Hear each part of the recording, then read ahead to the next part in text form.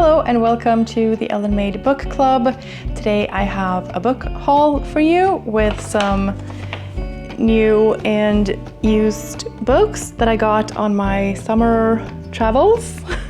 I got these ones in a really cute little bookstore in a nearby town, and then I got a whole bunch of used books secondhand during our trip to the west coast of Sweden, which you can see all of that in that vlog.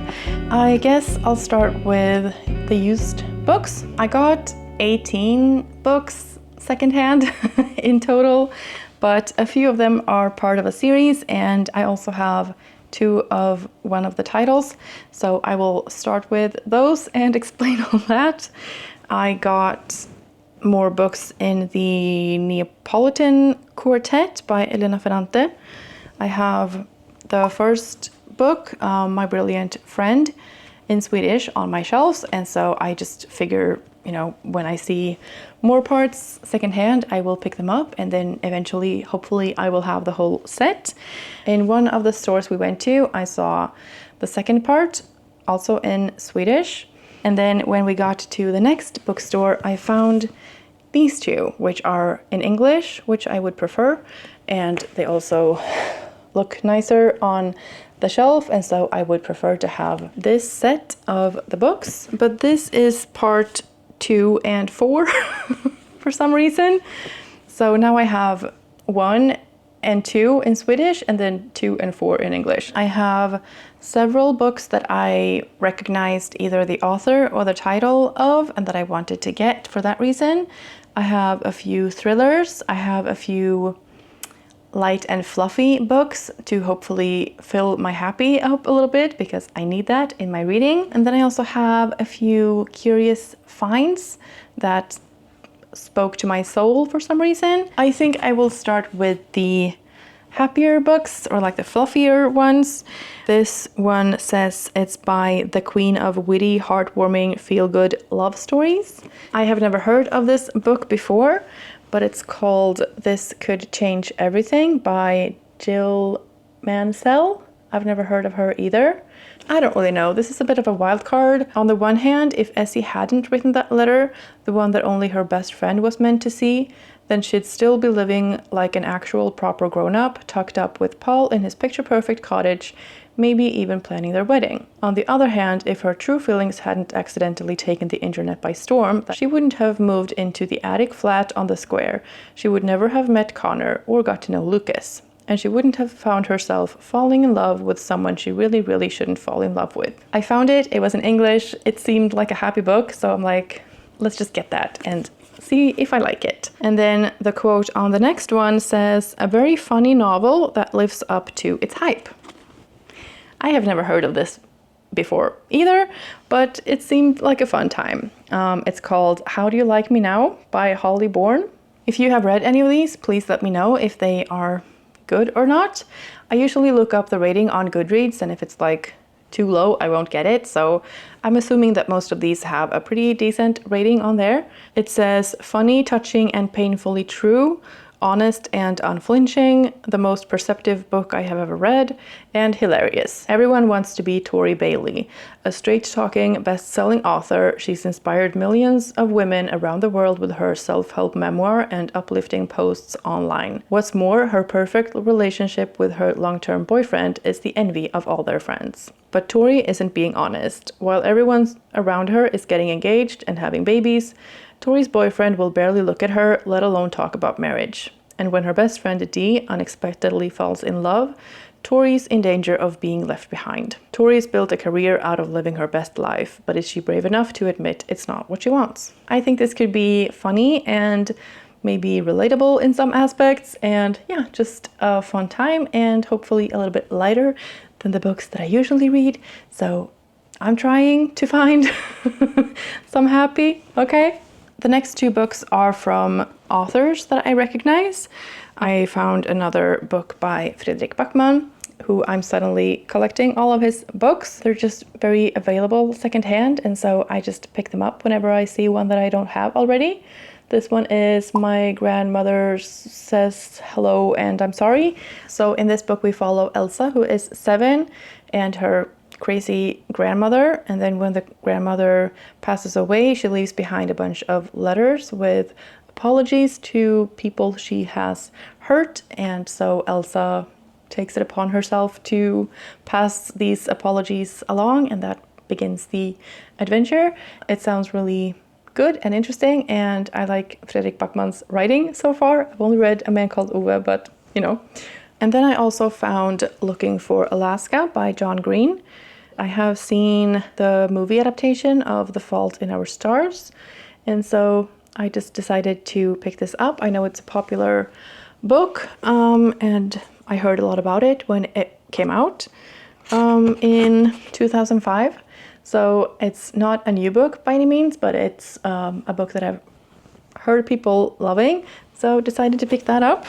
And then I have a couple of thrillers.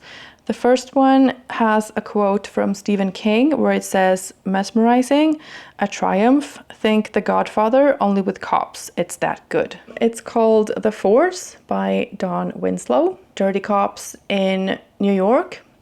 That sounds like a fun time. It's been a long time since I read a good thriller, and this one seemed interesting to me. It's almost 500 pages and the text is tiny. So I don't know how I feel about that. Well, I do know how I feel about that. I don't like that. But if I'm ever in the mood to read something set in New York or about cops or about dirty cops and bribery and things, I feel like this could be a fun time. The next thriller I got came out in 2014, and it's a psychological thriller called I Let You Go by Claire McIntosh. So the description of this story is kind of vague, but from what I can understand, it seems like a mother was holding her little boy's hand, and then she let go, and he was in a tragic accident and dies, I'm assuming. And then she has to leave and come to terms with all of this. And so she escapes to a little village in Wales and tries to forget things, but things are haunting her, and it's a psychological thriller, and it says that it's in the same vein as Gone Girl and Woman on the Train. Those are also very well loved books that I haven't read yet, but I figured that sounds good, so I will give it a go. And then right after I picked that up, I also found The Woman on the Train by Paula Hawkins. I don't really know what this is about at all. I just know that this is a popular title. It's been made into a movie, I think, or a series. I'm not really sure. And it's in like really nice condition. I don't think that this has ever been read.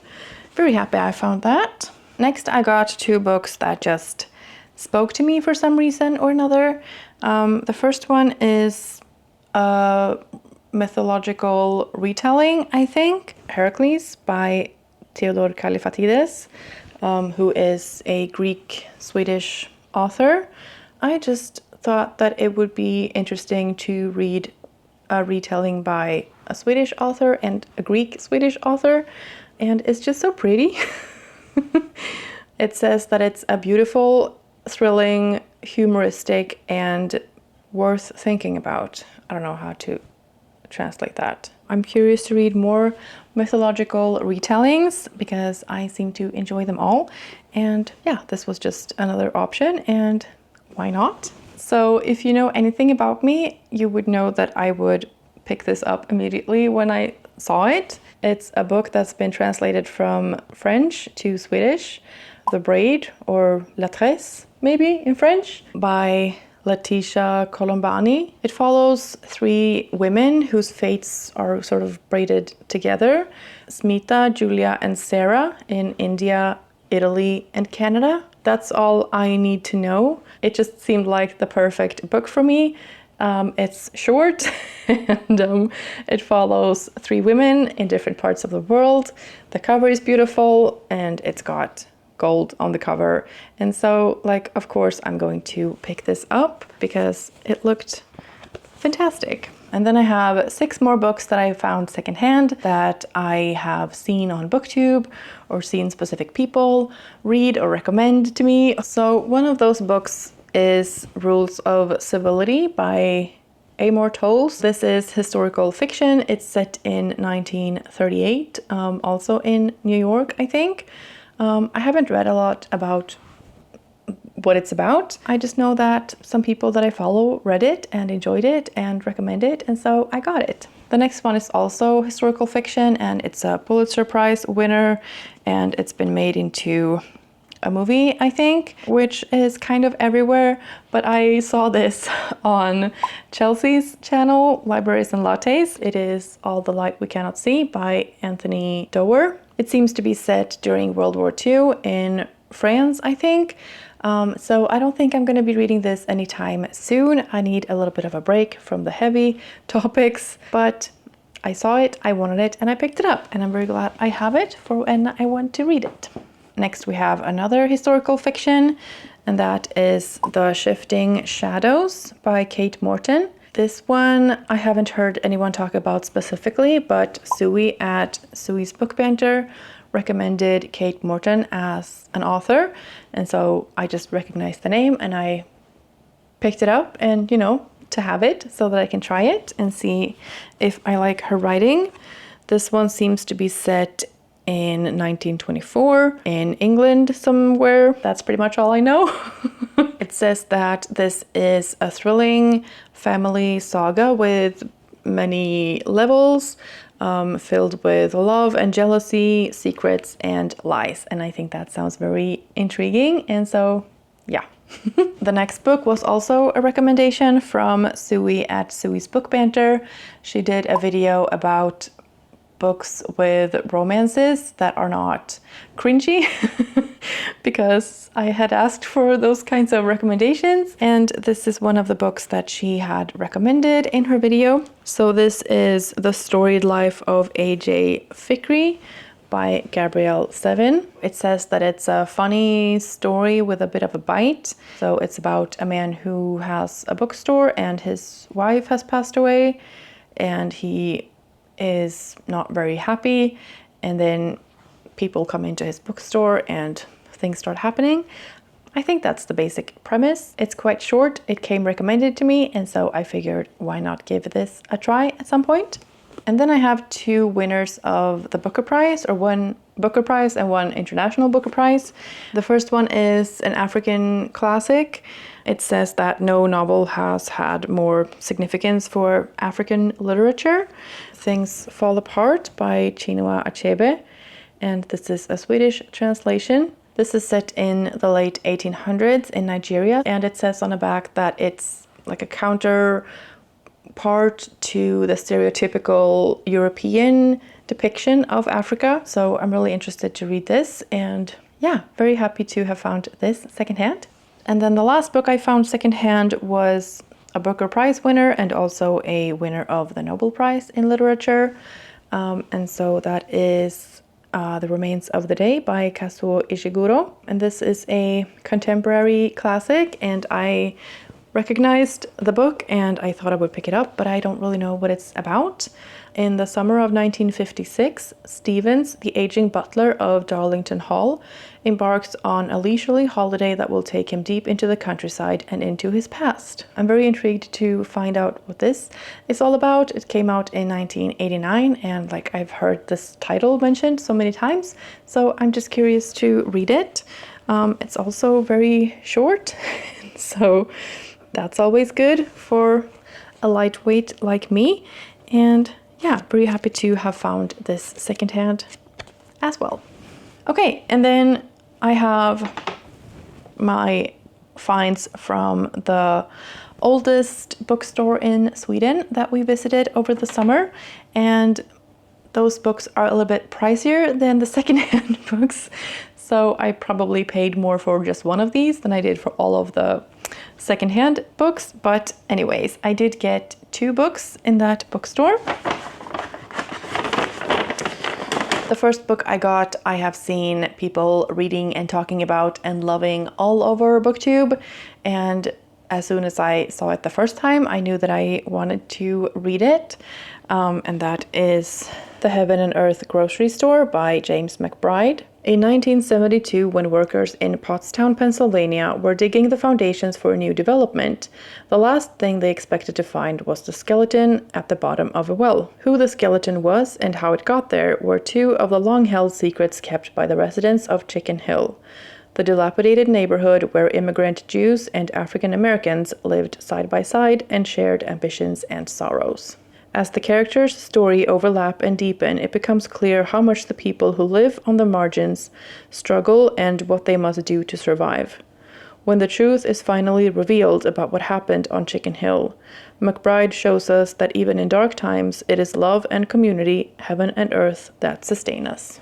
I've just been looking forward to reading this book for so long, and I'm very happy I found it. It's not a difficult book to find, but I was happy that it was there in the bookstore and that I could get it because I wanted to buy something to support this bookstore. And yeah, I'm very glad that I could get this book.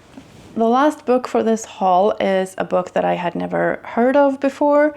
I have heard of her newer book, but I never heard of this one. It had such a pretty cover, so I couldn't resist that. And when I read what it was about, it touched my heart and I really wanted to read it. It's another book that's been translated from the French, Forgotten on Sunday by Valerie Perrin, maybe? Valerie Perrin. Justine is 21 years old and has, since the death of her parents, lived with her grandparents and cousin Jules, I guess. She works as a carer at a retirement home and spends her day listening to the residents' stories. After bonding with Helene, a resident close to turning 100 years old, the two women slowly reveal their stories to one another. Justine helps Helene to relive her memories of love and war, while Helene encourages Justine to confront the secrets of her own past and the loss she has buried deep within herself. And then trouble arrives in the form of a mysterious phone call that leads to a shocking revelation and shakes the retirement home to its core. I just love that twist at the end so much. It's like super serious and like this life of a woman who's 100 years old and like everybody's dead and everybody's grieving and things, and then it's like a mysterious phone call shocks the retirement home. At once humorous and melancholic, Valerie Perrin's debut novel is the unforgettable story of an unlikely friendship and the scars of a broken past.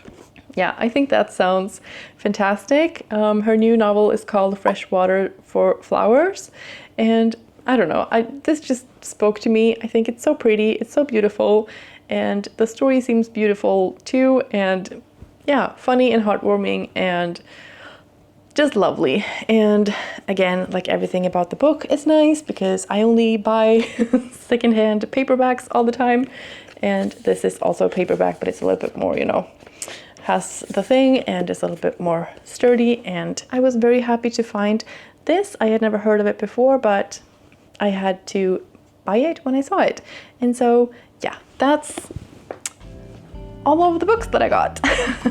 As always, if you have read any of these, please let me know if you think that I should head to them sooner or later. Thank you so much for watching this video. I hope you enjoyed it, and I hope you're having a fantastic day, and I will see you in the next one. Bye.